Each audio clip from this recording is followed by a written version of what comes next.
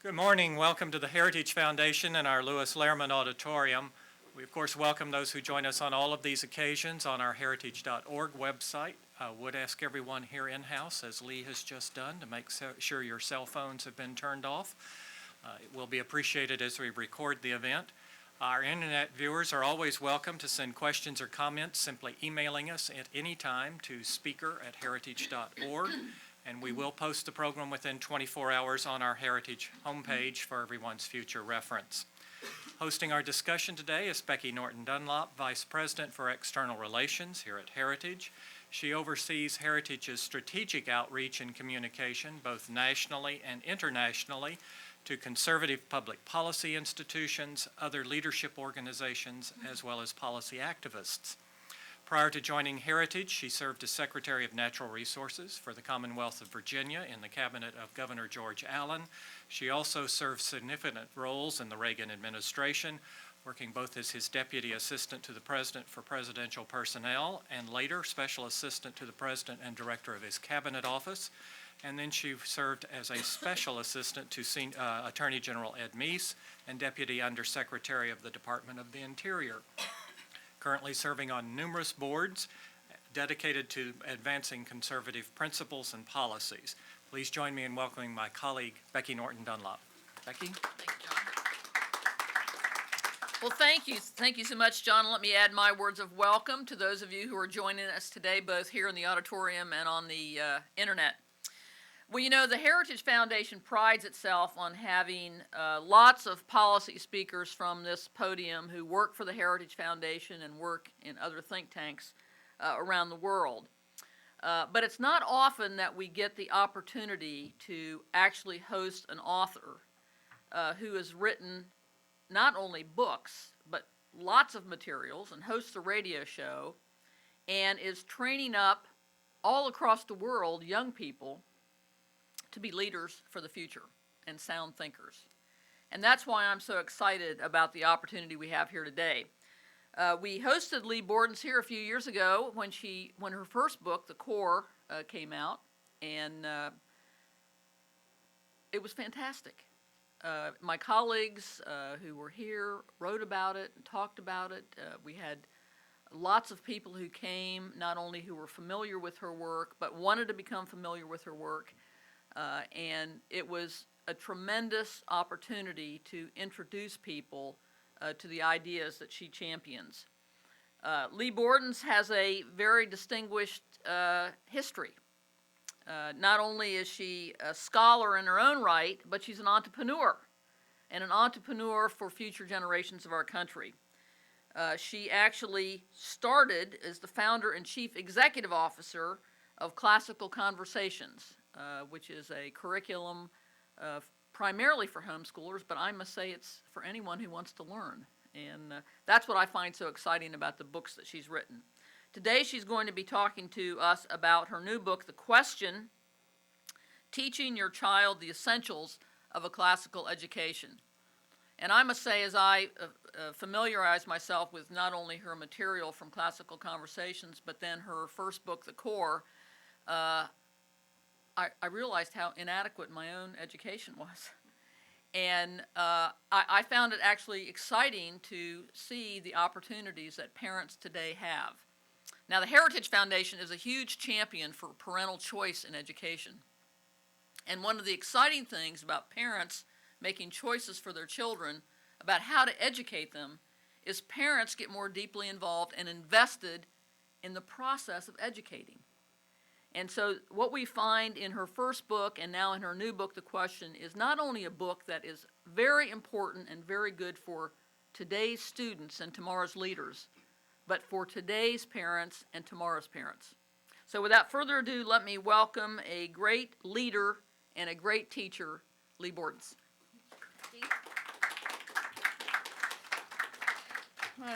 Thank Becky. Whenever I hear that kind of introduction, I always want to make friends with Leigh Bortins. It always sounds like it must be somebody else.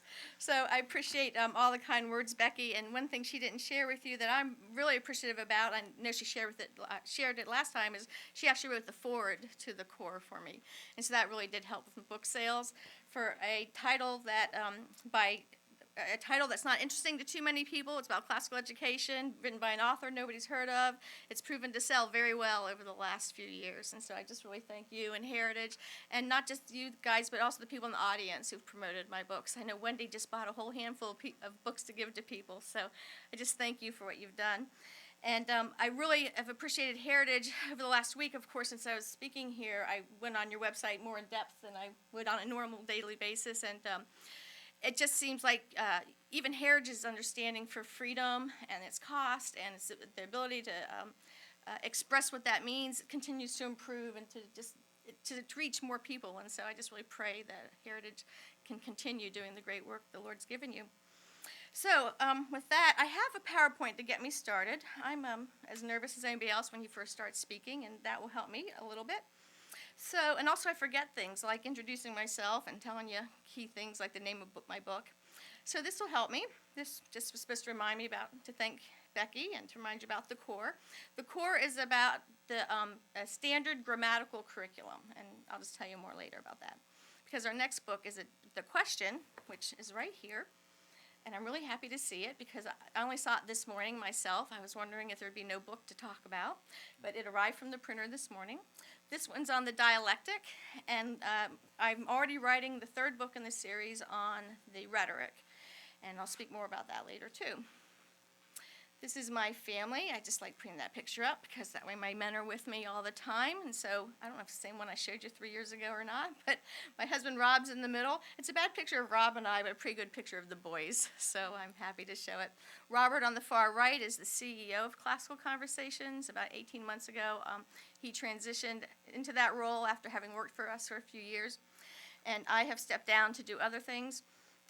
Then John is next to him, my redhead, his beautiful hair. I love his red hair. Anyway, he owns a construction company, and both of them were homeschooled through high school, but did go on to college. William, who is behind me, is in a new program that I'm developing for college-age students. That's why I've stepped down from CC to work on this new program. And then my youngest son, David, is on the left. He is 15 and touring D.C. with his brother William and some friends right now. We live in Pinehurst, North Carolina, and have lived in North Carolina since '89, so I consider that home. So enough about us. Okay, Classical Conversations. For those that are following CC's progress, I thought I would just give you some quick statistics. In this school year we have right now, and Mary Alfs, who's our national director, she can verify if I'm really off on these. I was putting this slide together last night. But we have over 62,000 students right now enrolled in Classical Conversation. That means we have over 8,000 parents have gone through our training in order to actually be paid tutors of those students, as well as over 16,000 parents attended our free 3-day parent practicums.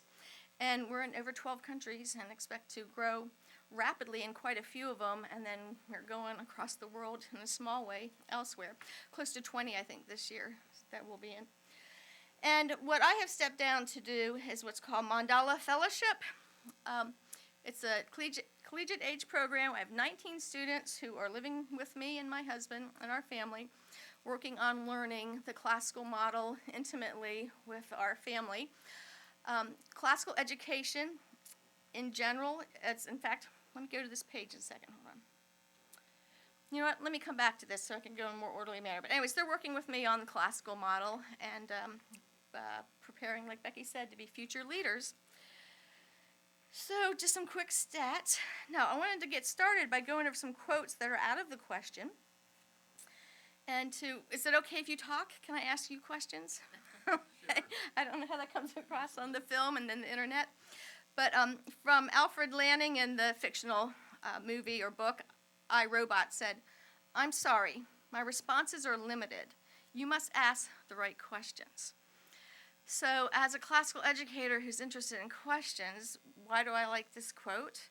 Because most of my students, when you look at them and you ask a question, they look at you with a blank look. The younger they are, the more blank that look can be, right? You can't ask a student to expound on something they know nothing about, but you need to teach them to have that skill of expounding on things they do know about. So, of course, even our littlest toddlers, we ask questions of them. So I think sometimes what happens when education is poorly implemented, it's because the adults are asking questions too soon for the student body that they have. Okay? This is just plain old one of my favorites, and if it wasn't so long, I would repeat it by memory, but let me read it so I get it right. G.K. Chesterton's just a great theologian, in his book Orthodoxy said this: "A child kicks his legs rhythmically through excess, not absence of life, because children have abounding vitality, because they are in spirit fierce and free. Therefore, they want things repeated and unchanged. They always say, 'Do it again.' And the grown-up person does it again until he's nearly dead. For grown-up people are not strong enough to exalt in monotony. But perhaps God is strong enough to exalt in monotony. It is possible that God says every morning, 'Do it again' to the sun, and every evening, 'Do it again' to the moon. It may not be automatic necessity that makes all daisies alike. It may be that God makes every daisy separately, but has never got tired of making them. It may be that he has the eternal appetite of infancy. For we have sinned and grown old, and our Father is younger than we." I'll give you a second to think about that. So my questions are, when our kids are kicking and moving around, what do we tend to try to make them do? Yeah, so we should wonder about that. Now, appropriateness is really important in my vocabulary, and there's times they should absolutely be trained to sit still. But we should wonder about that as a habit of their educational life when they're especially very young. Okay, what about this whole idea of do it again and exalting in monotony? Do we as adults like to do the same things over and over again? No. You like to? Yeah. Depends on the thing, but yes. Right, so if you want to be a good baseball player, you're going to swing over and over again and be glad to do it because you know the purpose it has, correct? But I find one of the problems with education in general is that parents, principals, and even all of our academic boards that we look to for advice, we adults like the fresh new thing. And so we switch up curriculum a lot with our children, not because they're bored, because we're bored. Because we don't understand the value of repetition for our youngest people so that they have all that content in their heads so then we can ask them questions. And so we have the Lord as our example. I mean, every day you wake up and that sky's blue. He has not made it green, but every now and then it looks green, doesn't it? He tweaks it now and then, but he always goes back to blue, right? Because there's infinite variety. But for education, students don't have the experience we have. So they need to know what's coming up next so they can prepare and be used to it and learn expectations. And it helps them if things aren't changed a lot. Okay, so these two speak a lot towards my book, The Core, which is what this talks about, is that kind of an education. But then we need to move on. And so these relate more to specifically what the question is going to talk about. And these are all in the question. I also like showing you the different quotes from different people to let you know that this is not like my book.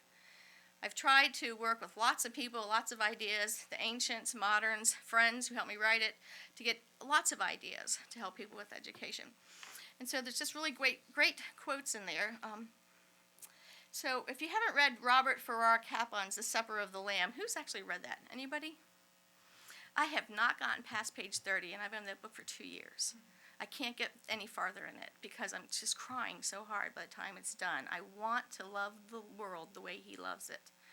You like to see why Jesus would die for all of us through his eyes. And it's a cookbook. He has a whole chapter on just smelling onions. Okay? This man sees the world that's really in front of him. And isn't that what we're trying to teach our children, is to attend, to see what's in front of you? The bed is not made. I know you said it is, but it's not. Right? Okay? So he's inspirational, Father. He's an Episcopal priest. Father Capon is very inspirational in his book. And he tells us that our response to loveliness, not even ugliness, but loveliness, is not always delight. It is far more often than it should be boredom. And it's not only odd, it's tragic. For boredom is not neutral. It's the fertilizing principle of unloveliness. Now, why do you think he would say boredom is the fertilizing principle of unloveliness? When you're bored, do you like what's around you? Do you see what's around you? Right? It's an exciting place to live. One should never be bored if you're attending to what's around you. Okay, so his whole book inspires us to really taste and see what is around. Okay, so at the dialectic stage, at the stage of asking questions, that's when the kids are like, what should I do? I'm so bored. All right, they have that question. Well, we need to have better questions to answer them with. Okay, and then Socrates is in our book. In Plato's book called Meno, he refers to Socrates.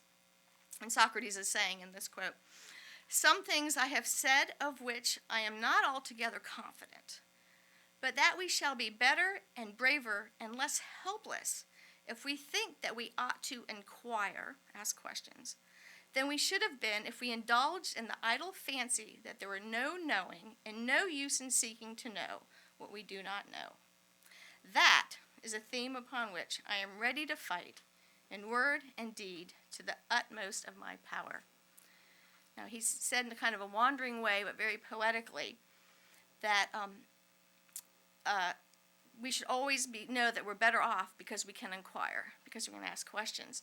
And unfortunately, what he sees is most people say, well, I can't know that, so I don't want to know that, so therefore I won't know that. And that's what he's going to fight against, is that knowledge is attainable to all of us if we just learn the art of inquiry. Okay? So, some more food for thought. This is from a modern, Tracy Lee Simmons, who wrote a book called Climbing Parnassus. I had the privilege of buying 10,000 copies last summer and giving them away to the parents that we were training to help with our tutoring program. I feel like they invest so much in their children, so much in the classical model, that it's up to me to also invest back in them as much as I can. So here's where he almost gets more to the heart of the matter than anybody else I've brought up. The novice is thereby led through the bracken of his assumptions and biases to the clear light of knowledge. The teacher holds him responsible for all words and ideas he utters, pressing him to define them with greater exactitude. Just what do we mean by justice, freedom, courage, virtue? Are they achievable in this lifetime? Or are they beyond the grasp of even the most righteous? And this method remains a cardinal means of testing intellectual mettle. So when I look at any of the government-funded academic systems, is this method their cardinal means of testing the intellectual mettle of their students? Are they concerned about virtue and freedom and justice and courage? Or have they reduced it to reading, writing, and arithmetic? What is it we parents really want for our children? And so I would say we would want these things that are the ideals, and then we use the content of reading, writing, and arithmetic for our kids to practice on, to reach these lofty ideals. Does that make sense to you? So I think one of the problems with education is we ask totally the wrong questions. We think it's about sending children through some sort of industrial cog that's been developed only since the early 1900s, right? No one went to school regularly before then. This is a weird anomaly where we treat human beings as something you can do something to for 6 hours a day, 5 days a week, by a stranger who's not dying for them or paying their bills, and somehow raise people with virtue and freedom and courage. Now, praise God, most of us get through that system, and we've had parents that loved us and taught us and churches to attend and good books to read. We still get these things.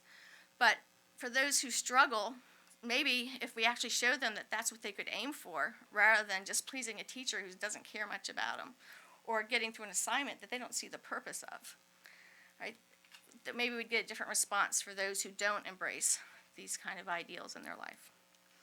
So these are questions that we have in the book, The Question, and I've realized that's going to be a tongue twister, questions about the question.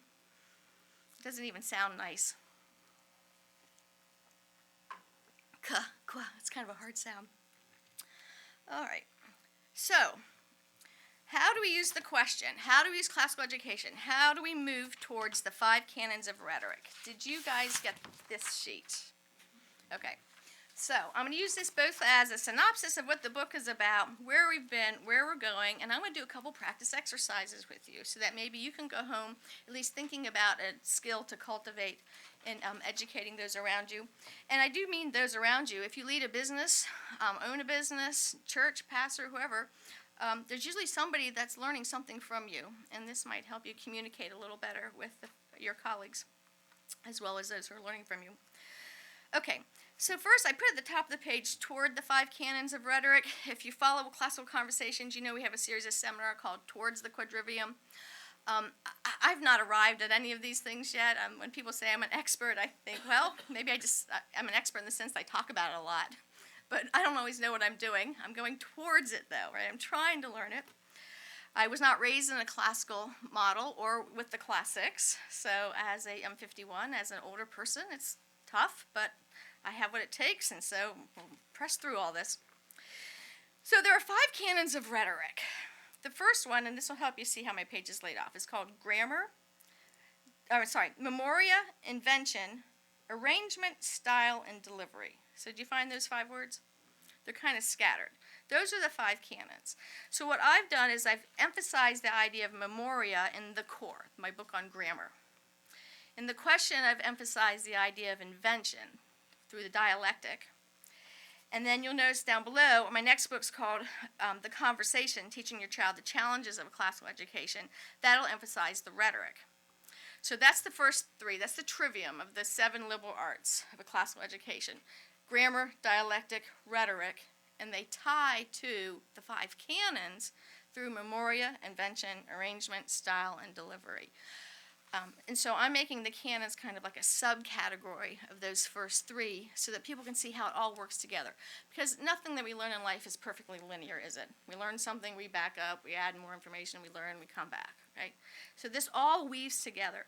Some things or comments that I hear from people who aren't immersed in classical education will say, but it's so rigid in how you have to do things. And I put this together to show you it's actually not rigid at all. Nobody learns anything if they're not ready to hear what it is and if their soil, their mind, not prepared to receive it. And so we will loop around through all these things.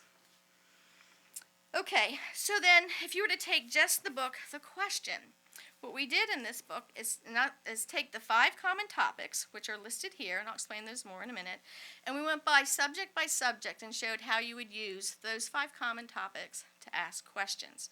These 5 common topics are the 5 main things you learn when you study the idea of invention in a classical school or classical situation.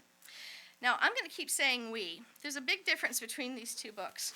I wrote this one all by myself. I had some editors help, make sure that their spelling errors and grammar was good and the references were listed properly. This one I wrote with a team. I want to give thanks to them right now and let you know who the main folks were that helped me write this. And this is even a little bit difficult to do because listen to their names. They're like tongue twisters for me. There's Jennifer Courtney, not so bad, Courtney Sanford, Jennifer Greenholt, and then Matt Bianco. So those first 3, I just look at them and say, you. I can never quite remember which one, which name. But Jennifer Courtney, Courtney Sanford, and Jennifer Greenholt. What we did, and this might, I don't know, it's interesting to me how we've come up with this situation where we can write books so quickly, and so I'll share it with you in case maybe it helps heritage people write books, I don't know. A year in advance, I give them an outline and tell them what I want the book to be about, and then my main editor, Jennifer Greenholt, and I kind of lay out, well, what are the questions and research they would need based on the main topics, and then we give it to our writing team, and for a year they think about it and they research. And then the week after the 4th of July, 5 or 6 people show up at my house for a week, and we have like a 2-hour meeting on what the book's going to be about, and for 5 days straight, we just write. We write. And pretty much by the time we're done, a book is written at the end of the week. Now, it's not a good book at the end of a week, right? But the grunt work's been pretty much done. And then, so everyone takes part of the book back home and cleans up what they've been assigned. And then, in 2 weeks from now, and then right around Christmas, I'll meet with the 4 names I just listed off 2 more times. And we will read through the entire book. And I will say, no, we need to say it this way. And I want to put this story in about our students. And so I put my handprint on the entire book with them the next time. And then we get it printed the following year. And so it's a collaborative effort. And that's also how we're writing the next book, The Conversation. I needed to go there and do it that way because I'm just not smart enough. I don't know enough. The classical model is new to me, too. And a lot of minds together who love the classics has really helped. There's a lot of people in ancient history to research in order to pull into these books. And so it's been a really, again, good collaborative effort. So I want to thank them, and I hope that they're listening now. Okay, so back to the actual book itself. And just if you're interested, when we're all done, I'm actually going to give away 4 copies, but you have to answer a question to get one, okay? All right, so let's look at these 5 common topics used for questions. The first one is definition. So what I'm proposing to you is that if as an adult, these 5 topics, you would just kind of practice them over and over again. Almost no matter what subject a student approached you about, you could teach them, whether you even knew anything or not. Okay, this is what Socrates propositioned and seems to have proved. Because collectively, when 2 get together, there's a lot of information in those 2 minds. And a lot of stuff can be brought out, and then you can go research and check and grow and come back and have a conversation. So the first one being definition. And we break that down into genus and species. What kind of thing is this? What does it belong to? And then the species, what even sets it apart from the members you told me it just belongs to? So we're going to go specifically through this with a topic. Comparison, all right, this thing, how is it similar to other things? How is it different to other things? In what degree is it similar? In what degree is it different? Relationship, what caused it? What does it cause? What happened immediately before, immediately after? Contraries, if it's true, if this is true, what else cannot be true? Or what else must be true? You could position it that way. Contradictories are something and something mutually exclusive ideas. Could they both be true? So what's the relationship to other ideas? Circumstance, what would be possible in this situation and what is not possible? Past fact versus future fact. Has this thing happened before and is it likely to happen again? Right? We don't want to base whole theses on exceptions to the rule. They might be interesting things for doctoral theses, and you may actually find out something that's no longer an exception if you dig in that deep. But at the age level I'm talking about, we need to stick to the basics. Testimony. Who are your authorities? What are these authorities' biases? Do they invalidate your argument? Testimonials. What do eyewitnesses say? What does their testimony assume about the world? Statistics. How are these statistics gathered? Who gathered them? How recent are they? Right? Statistics you've got to be very wary of. Laws. What laws, natural or man-made, govern this topic? And maxims. What proverbs relate to this topic? Should we trust popular wisdom on this topic? So I was thinking, what topic should I work through with you on this? And I realized I was coming to Washington, D.C., and you guys like to be controversial, and so I thought I'd get to the real heart of the matter. And let's make our topic the Washington Redskins. Okay? That way I won't hurt anybody's feelings, I don't think, because I don't care one bit about football. All right? So I'll be not biased either way. I'll be the tutor, the coach in this situation. I know Mary's scowling at me because she loves the Redskins. So if I don't know how to ask a question, you can help me out. Okay, definition. What's a Washington Redskin? What is that? Okay, and he belongs to what? And even broader than that. It's part of the NFL. Okay. Where's that league play? In the United States, right? Okay, so it's an American football team. Good. It's not a football team like football in Italy would be, right? That would be what? Or football in Australia, that would be, right? We have to really define our term. So what is this thing? Okay, what sets off the NFL from the rest of its, not the NFL, the Redskins from the rest of its members? Controversial name? Okay. Somebody else is saying something. They're the best team. Okay, is best, okay, so best is an adjective. Do we normally put adjectives in genus species? Normally we're going to do, well, we can do them, but the best team, that's really, so what sets the Redskins off? Location, right? A realistic Okay, that's what sets it off. All right, so we're going to define the Redskins. So you think, so who's the head coach now of the Redskins right now? So if he heard what you just said, would he like cry? Is that how he would define his team?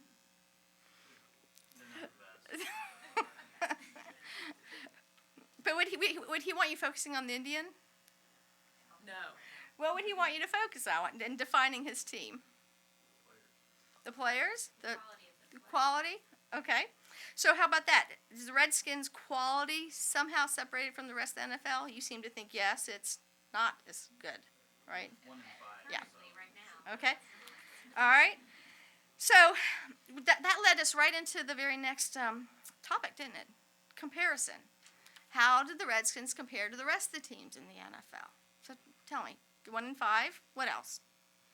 Do they have, even though they're only 1 in 5, do they maybe have the best of some kind of player? Great quarterback. Okay, even though the whole team's not working well together. All right. So how are they? Well, let's back up a little. Okay, how is one football team similar to another football team? Pretend I don't know how to play football, which I don't. So tell me, how are they the same? We'll have players in the same position. Okay. And the same number of players. Okay. They vary the same role. All right. Good. How is one team though different from another? What makes it so one will win and the other won't? Strategy and play. Okay. Okay. Desire. Mhm. Desire. And then degree. Is there normally one team that just shuts everybody out, or since they're all professionals, the degree of difference isn't all that different? How's that work?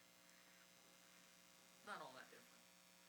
I mean, occasionally you'll get the outstanding team, but usually it's very competitive. Okay. Otherwise, there would be no reason to go to the games. That's right. You'd get bored of going. I mean, Okay. Even when you lose, it's a competitive game. So. Okay.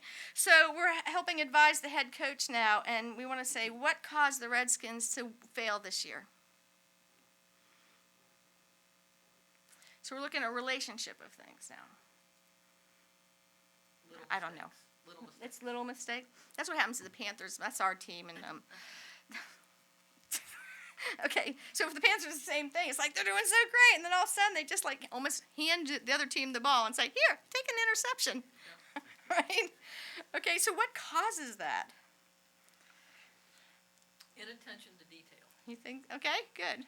Anybody else have another answer? Fatigue, I guess. Fatigue, Injury. injury. Okay. Good. So relationship of things that have a cause and effect. And then you could even say antecedent and consequence. Some of these questions are redundant, so you might ask it one way based on what the student's answers are, or you might not ask all 4 of these, right, depending on what kind of things you end up relating. Let's look at contrarieties. If it's true that the Redskins are not playing to their best, does that make anything else not be even able to be true? If they're not playing their best, They won't win the Super Bowl. they won't win the Super Bowl. Okay, I mean, if they do, then we call that like a miracle or Hail Mary or something, right? Okay. Yeah, they won't have a winning season, right? Okay, so there's contraries, which is not quite the same as a contradiction. Contradictions are mutually exclusive. Both cannot be true, right? So basically, in a contrary, you could have a statement and have another statement that seems to contradict it, and yet it ends up working out. Versus in a contradiction, they'll always be opposite with each other. So pretty much the things you said would answer that question. So let's then look at our circumstances. So what is possible as head coach of the Redskins? What is possible in this situation for him to do to try to make his team play better? Practice. More Practice? More practice? Does he need to get rid of anybody? Does he need to hire anybody? Change strategy. Okay. What are some things that are not possible? Are there contracts he's locked into? Yes. All right, so I just can't do that whether I want to or not. Circumstances prevent me from doing what I think would be best. All right, past fact and future fact. Has this happened before? The Redskins have bad years, and will it happen again? Yeah. It's just the nature of this beast, right? It's going to happen. Okay, so at this point, I've asked you a lot of questions, and so I should turn to you and say, how do you know all this? What are you basing this information on? What he gave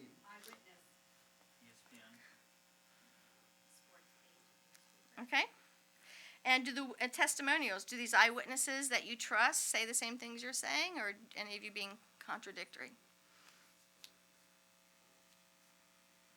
Intensive analysis by sports commentators. Yeah. Okay. Or are there any kind of laws that you would look to about football or maxims of football that make you feel not so bad when you have to say, oh, well, it's another washed up year?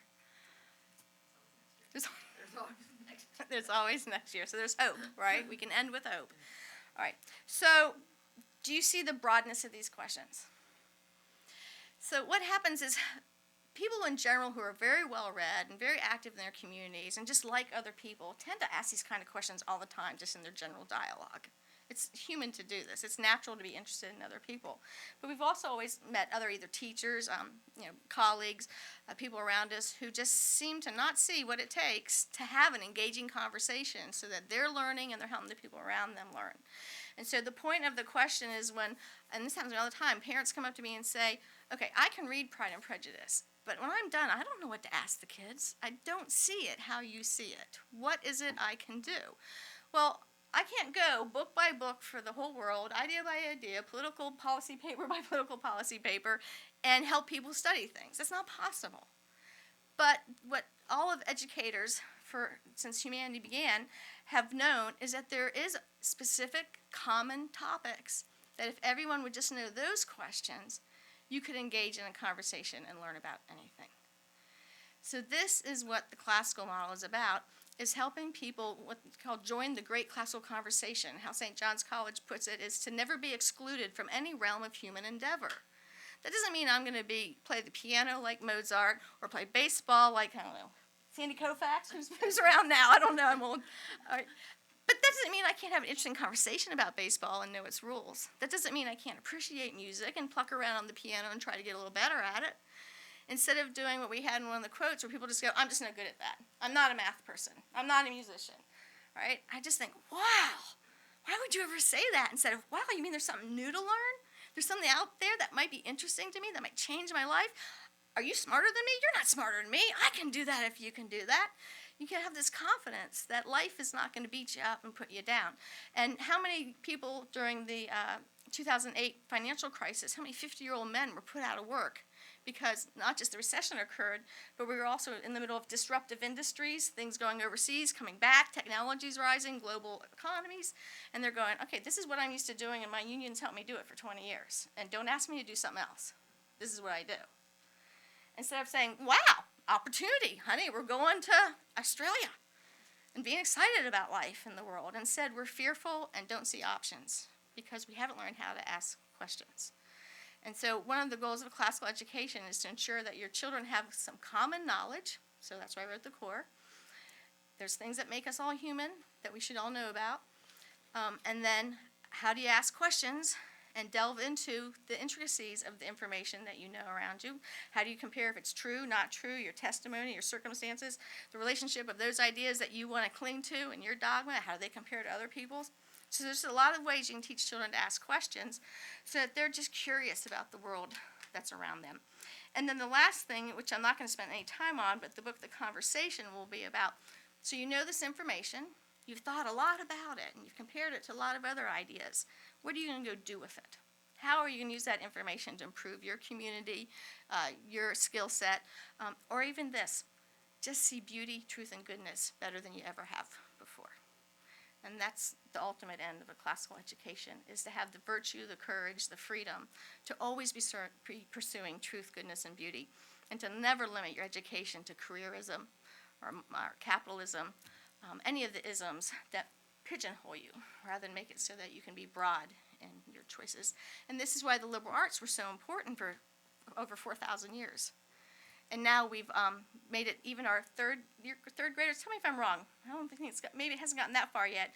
But I know for sure 5th, 6th graders have multiple teachers. They'll have a math teacher and a science teacher. But I had a homeroom teacher. I'm not that old. I'm 51. I had one teacher teach me everything because they knew that the teacher had to have a relationship with the student and had to love the student. And the student had to love the teacher in order for real learning to occur. That emotional blocks are one of the biggest problems with youngest children. They don't trust other adults they don't know. Praise God, we don't want them to, do we? We want them to be with people they trust, and that requires time and not going through a system that's based on the efficiency of cost and the needs of the expert teacher. So what I'm offering you is a complete contradiction to what's out there now. And with that, I will be done, and I will take questions from you. Was that helpful doing the football thing? Excellent. Okay. Thank you for helping me. So let me get my prizes away then. And this is what the prizes are for. The first 4 people who ask me a question get a prize. Okay, we have time for questions. We have a microphone. Please wait till the microphone arrives at you and then tell us who you are.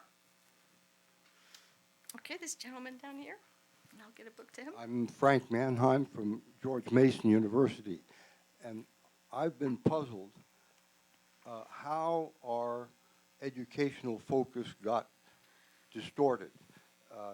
I went to a high school in an earlier period where facts and logic and so forth were presented. We had civics, which also taught social responsibility. But in the 60s, a movement arose which said that the facts were really not that important. It's how people felt that was important. And they encouraged kids to debate all questions, but not necessarily have any facts at their disposal. So anything you can tell us about what has happened to transform interest in the kind of classical approach that you described to our current postmodern approach that maybe is changing but pervades a lot of schools? Yeah. I mean, a lot of things happened over the last 100 years that made that occur. One, just the idea that children would be separated from their parents, right? We became an industrial era rather than a farming, agrarian culture. And so somebody had to do something with the kids besides lotting up the babies and leave them in a crib while mom went off to the factory. So we had real issues that real people had to deal with. And then, of course, we had that influx of immigrants in the late 1800s who we wanted to Americanize and make sure they knew our language.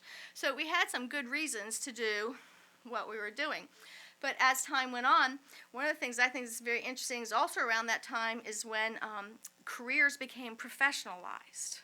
Do you know what I mean by that? You were the expert in this field. The saying used to be that a man was a jack of all trades, a master of one.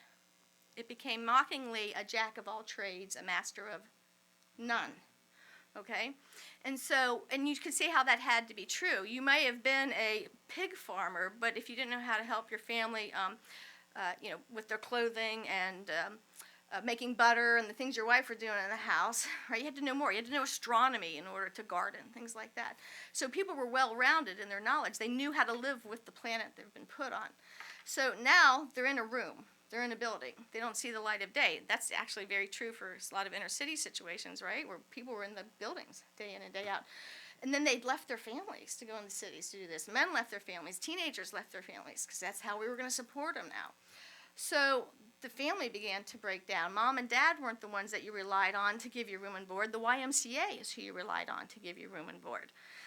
So you can see how that's just moved farther and farther away from where you were first put. You come out of some woman's womb in a household situation. And so that, to me, has been the main reason all that's happened. So then you get this professionalization. Even pastors going to seminary, that's new since the 1880s, where seminary was something that a pastor had to go to.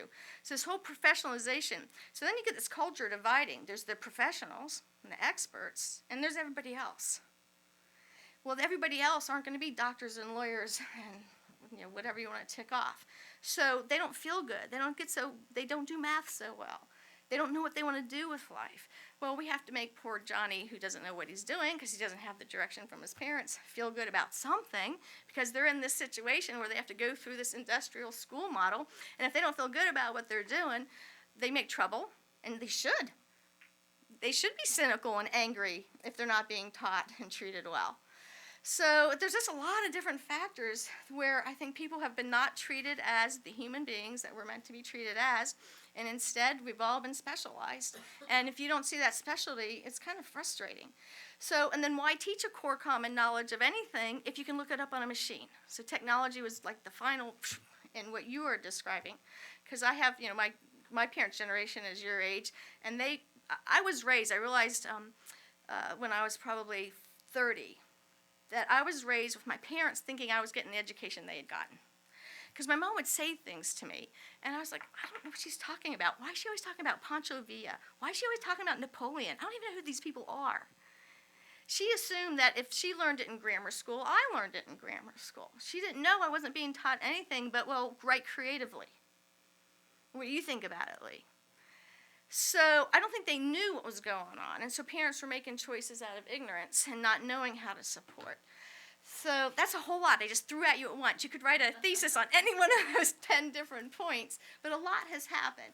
And I think what's happening that's really wonderful is my children's generation, who are about 25 and under, not my older two, but my younger two, they are reclaiming this. They are saying, stop giving me processed food. I'm going to make my own jam. They are saying, I want to know how to knit. They are saying, I like to go outside at night and sit under the stars and learn the constellations. I don't want to watch a TV show. It's coming back. They are rejecting the hedonism, the coldness, the mechanism of the society my parents' generation handed me. And I saw that it wasn't right, but I didn't know what to do with it. And so the Lord's really been good to give me this whole thing called Classical Conversations, where I have to read how people for thousands of years in all kinds of cultures did things. And try to say, all right, so could we do that? Because I don't even think that way. And maybe that'll make my life different. And so questions become really important. So he gets a book. It's time for 3 more. Yeah, Go all to right, one. right here. Go ahead, it's Jennifer. Hi. I'm curious your thoughts on what we can do as Americans to influence or apply pressure to other countries that, just snatch children away from parents when they choose a homeschool alternative for their kids. And then also your thoughts, too. We're seeing major expansion of government here in this country. And any sort of warning signs you're seeing about the impact on choosing a non-governmental solution for your child's education here in this country. Yeah, that was 2 big questions. Okay, so the first one was internationally. Say that again about the international part. I'm just concerned about, Germany. Oh, yeah, with the snatching of kids. That's just so difficult. And the thing is, those countries, well, one way we follow Germany in their educational situation, but all the third world nations are trying to follow us. And I keep saying, stop. You guys are doing a much better job, because they mostly teach grammar schools throughout the rest of the world. Don't do what we do. And so what's happening is they look at us, they look at our governmental standards for education, and they say the government should have this way of making sure all the immigrants, whoever they are, newborns here in our country or people coming in, toe the line for our country's culture. In America, we're pretty much more free about that. We're a little more open about doing things differently. In other countries, they're just not. It's my way or the highway. And so all I know to do is to keep showing them a better model here with the military, with ministers, with global economics. Americans are going back and forth. They're seeing something else. And so we just have to stick to our free market principles and tell them, look, this is how I do it when we're over there, and make relationships. I don't think anything comes down ever from a government standard that's going to be good. It's face-to-face, one-on-one relationships that make it so that we all live better lives. And so, I don't know, maybe an easy answer to that question is travel, and then help someone homeschool when you're over there, or teach them about, something that you're interested in. Okay, so then the second question was? Any warning signs here? The government's expanding tremendously in all areas of our lives. What are the warning signs that Right. we should be thinking of as parents who choose an Yeah. alternative education? Right, and I know that Ms. Butler here is like myself. She's very much a free marketer when it comes to education, and we're kind of perplexed when conservative groups will want the free market for health care, but not the free market for education. And we wonder why, we have to have, it's almost like the same things that the Democrats argue are the need for Obamacare, I hear conservatives arguing are the need for public school. Exact same reasons. The poor, parents know what they're doing, we all pay the cost, whether it's prisons or medicine, same kind of argument. And my response to that is that they're both wrong, that there's certain things that families are meant to do among their own community, and education's one of those. I'm not against community schools in any way, shape, or form. I'm against government-funded community schools. I was really blessed the other day. Norman Geisler, you all know that name? He's a pastor for a long time. He's 80 years old, has 89 books. I was speaking with him the other day, and we were talking about the Common Core standards, which I'd be happy to address in a minute. And I asked him what he thought about them, and he was sharing with me, maybe you can verify if this is right or not, that he had been talking to Mike Huckabee, and that actually American governors started the Common Core standard, trying to get some sort of semblance of sanity in schooling curriculums that they're responsible for.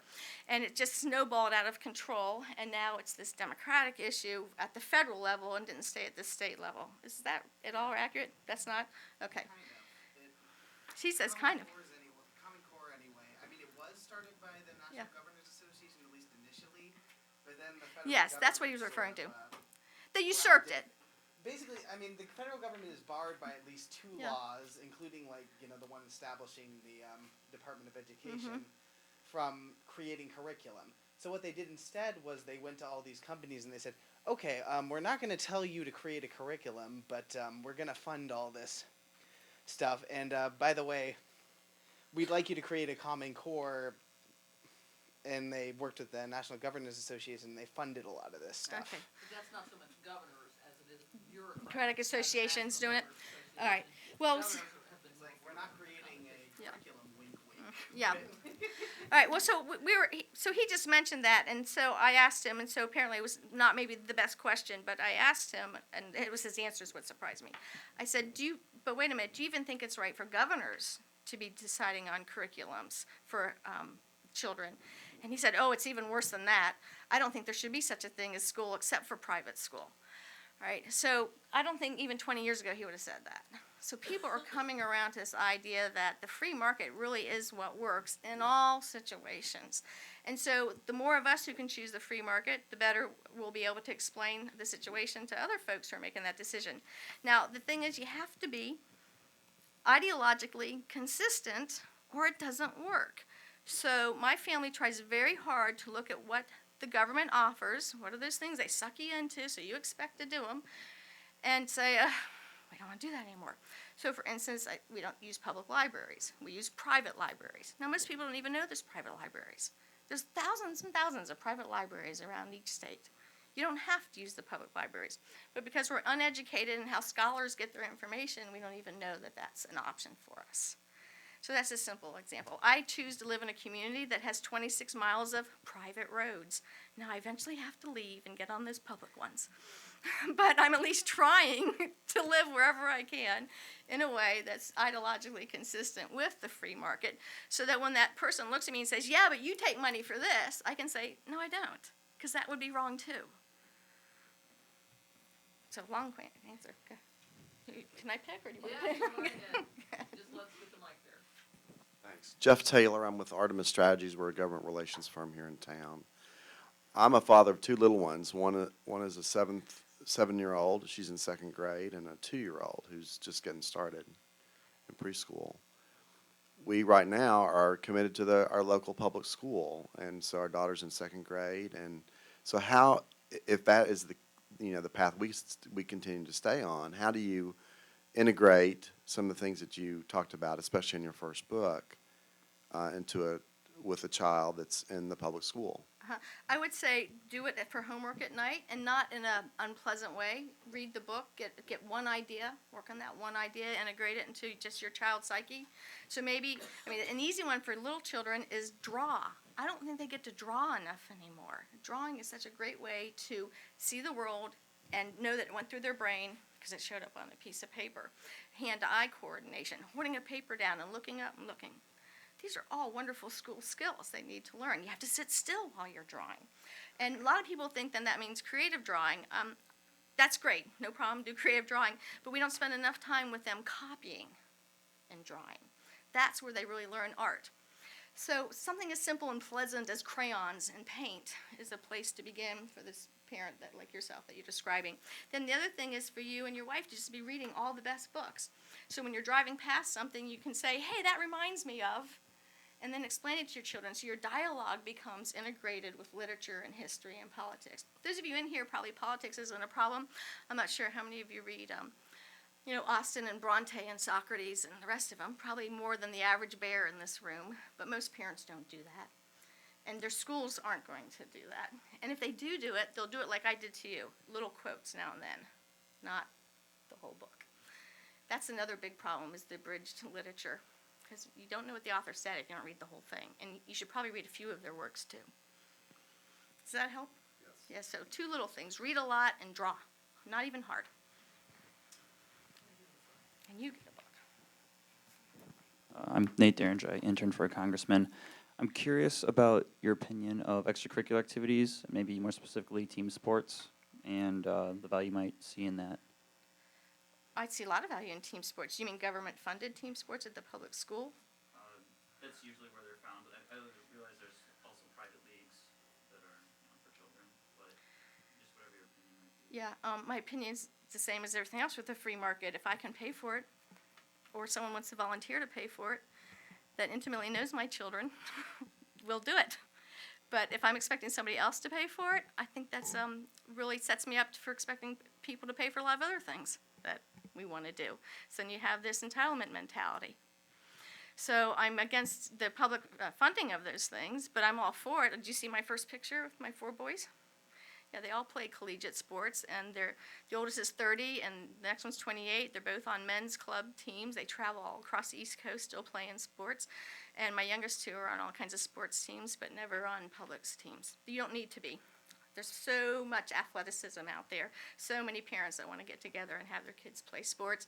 It's the parent who expects somebody else to put the program together for them, right? That entitlement attitude versus, God gave me these kids, I better go find a team for them. If there's not one, I better start one.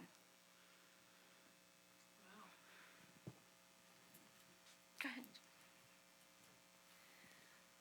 My name is Olivia Workman, and I intern at the Center for Public Justice. And my question is, I'm also a college student at Waynesburg University, and I wanted to ask you how you think classical conversation college students are doing. Are they doing better than non-classically educated students in college? I would say that they are similar to any homeschooling statistics you would find, because you remember classical conversations at the high school level is still in its infancy. There's not a lot of them, so we have good, bad, and indifferent in that group.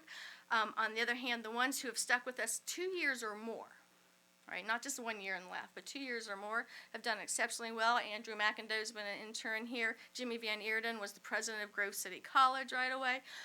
Our first student who graduated, Emily Morales, got a full ride to Campbell, full ride to Oxford, full ride to George Washington. She now works for the FBI as an analyst. They're great. They're fine if the parent behind them has nothing to do with CC, right?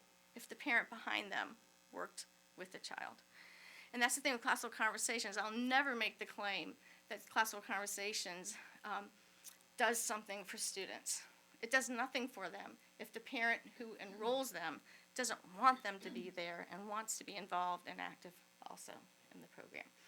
Because God gave children to parents, not to me. All I can do is help them. I can help the parent. If I try to help the child, I'm usurping the parent's responsibility and making it easy for them to take an out in a different way. And I just refuse to do that. So that's one thing about classical conversations that I think people don't understand is how much parental involvement has to be there, or we're kind of glad to see you leave. We won't kick you out, but we're like, you're not here for the right reasons. You thought you were going to drop the students off and somehow in 1 day a week get magically trained. No, it doesn't happen that way.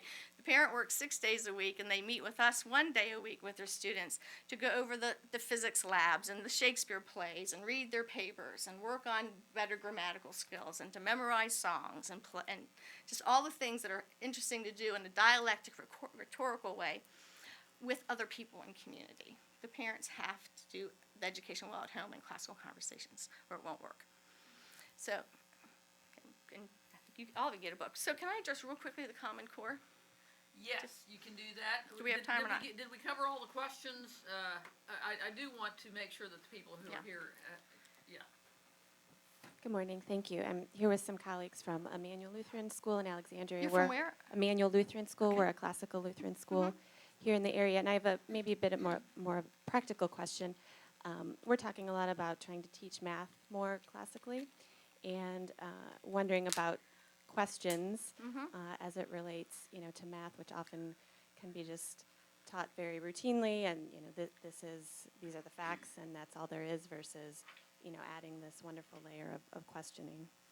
Yeah, that's such a good question. It's actually my favorite question, because teaching math is absolutely my favorite subject to teach. First, I have to using the book's material, I spend some time going through the problems, probably even rotely like you had described, to get to know the student that I have in front of me, right? It's a way to begin the conversation. But once I know my student's strengths and weaknesses, that my whole teaching style changes.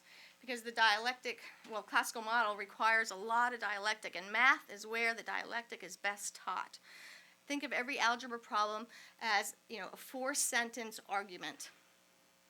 And if you can explain every step in the 4-sentence argument very, very well, you can get like 10 or 20 of them done in an hour, versus you try to write an essay or a debate or history paper, you get one idea, and it takes a long time. So it's through math that I think you teach the classical model the best. And so I'll make sure my students have their grammar down. Do you know what the associative law means? Do you know what 2 means? Do you know what square roots are, right? The grammar. And then the next thing is to say, let's say they have an equation like 2 plus x equals 5. Can you all see that in your head? I'm trying to make it one easy. Right, so what's the x going to equal? 3, okay. So just make sure we're all in the same place. Okay, so when they solve 2 plus x equals 5, and they look at me and they're in 9th grade and they say, Mrs. Bortins, that's too easy, I'll say, I know it's easy. I'm giving you an easy problem to teach you a hard concept with. And then we'll go to harder problems and work on the concept, right? So I'll say 2 plus x equals 5. How did you get that the answer's 3? Well, I just know it. That's not good information for me at the dialectic level. I'll say, how do you know it? And then someone may say, well, I subtracted the 2 from the one side and the 2 from the other side, and 5 minus 2 is 3. And I'll be like, good, we're getting somewhere. What laws of the universe allowed you to do that? Because most students think some mathematician somewhere made something up, and we're just following them. They don't understand that the order of the universe defines why we do everything that we do. And so they need to say, well, so then I'll say, did you ever hear this thing called the identity law? And they're like, yeah. And I'll say, okay, what's the identity law for addition and subtraction? Well, if you add anything from itself or subtract, if you subtract anything from itself, you get 0. So why did you subtract the 2 from the one side? Because I wanted it to be 0. Why'd you do it on the other side now? I don't know, because you tell me to. Okay, what's in between the 2 plus x equals 5? Or the 2 plus x and the 5? An equal sign. Have you honored the equal sign? Do you trust it? Do you believe it? Because I find most people that are past 9th grade and trying to figure this out don't actually know what equality means. They've not really thought about it. All right, and so that's if they knew what adding, subtracting, multiplying, dividing, and equality meant, algebra would be a breeze. But they don't. They've been taught rote information without understanding what's behind it. Now, they have to have the rote information or you can't have the understanding. Don't think I'm excluding that. I'm not. It's really important. It makes it so that understanding can be fast and accurate. But if you have to learn your grammar and your understanding at the same time, well, no wonder they give up. It's too much for them.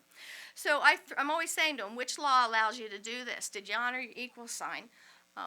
Most people say balance the equation, right? But we're trying to teach what? Virtue, honor, courage. So I start using words that will lend them to seeing that even when you're solving this math problem, especially as a Christian, the math problem needs to reflect accurately the universe or you've lied.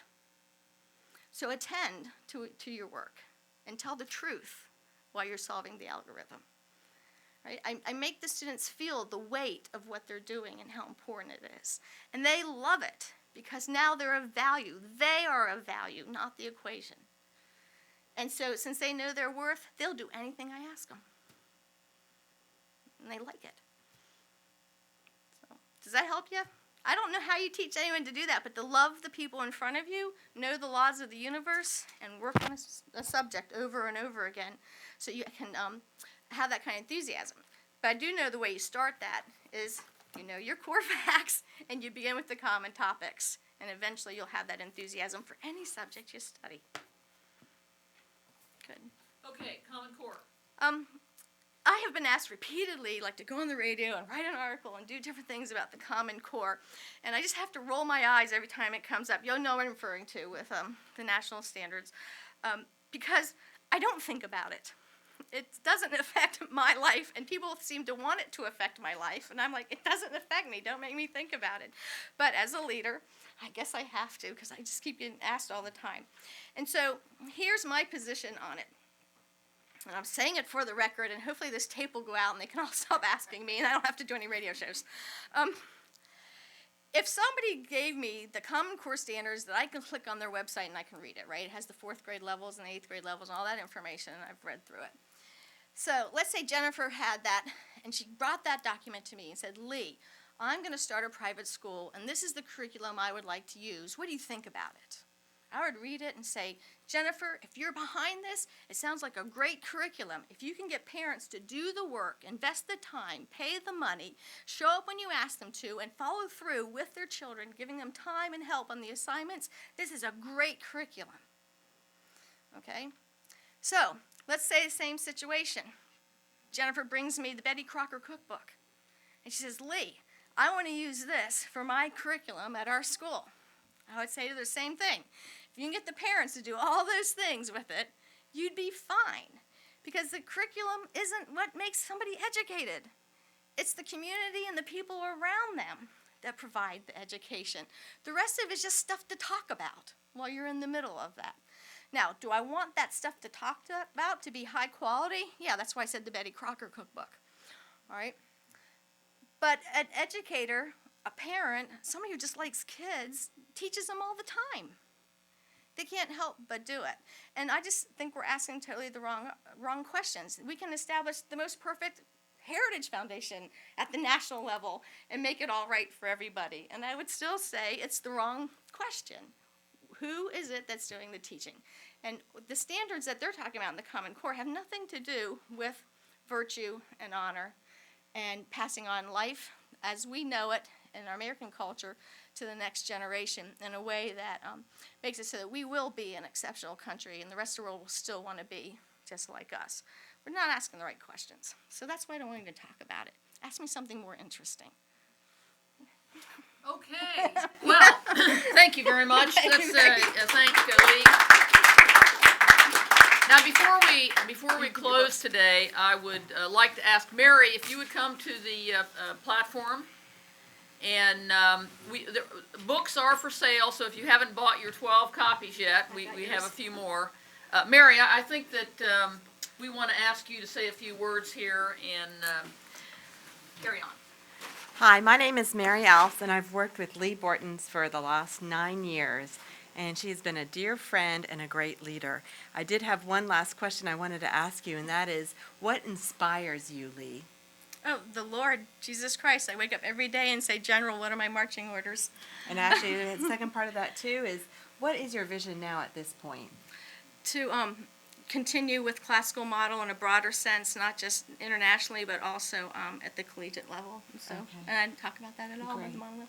Okay, and Leigh has inspired me for many years. This is actually a great moment for me to be with her right now. We have had leaders meetings over the last 8 years in which we decided on a theme and we rolled it out to our leaders. Currently, we have about 3,000 leaders internationally, maybe a little bit more this year. My numbers might be a little old, actually. And here at this time at Heritage, I wanted to honor Leigh and roll out the theme. Every year, she gets a picture from, and so I wanted to give her the picture here. Okay. Am I supposed to not look? Turn this way? Oh, no, oh, there you go. Oh, well, thank you. Did your sister do that, or who did this? She this did time? do that. So everybody can see it there. And so tell us about the theme. And the theme this year, you heard Leigh's vision and what she wants to do and how her expansion, she hasn't left it to just her local community in North Carolina, did she? She gave it to us internationally. She gave it to us here in Virginia, here in Washington, D.C. And so we're very, very thankful to her. And she has said that she would like to change the face of education. This year's theme for a classical conversation is transforming the world view through worshiping Christ in spirit and in truth. That's good. And so that's the theme picture for this year. We have very lofty themes. So I want to say thank you. Thank you. Okay, well, thank you Becky. very much. Thank you, Thank you, Mary. Leigh. One more hand for Leigh, and let me encourage you all to get a copy of the question, and if you don't have a copy of the core in your library, please make sure you get one of those as well. I do believe that whether or not you homeschool your children, if you have these books and you read them, they will transform your life personally and your families. So thank you very much for being here today. Thank you, Leigh. Thank you, Becky.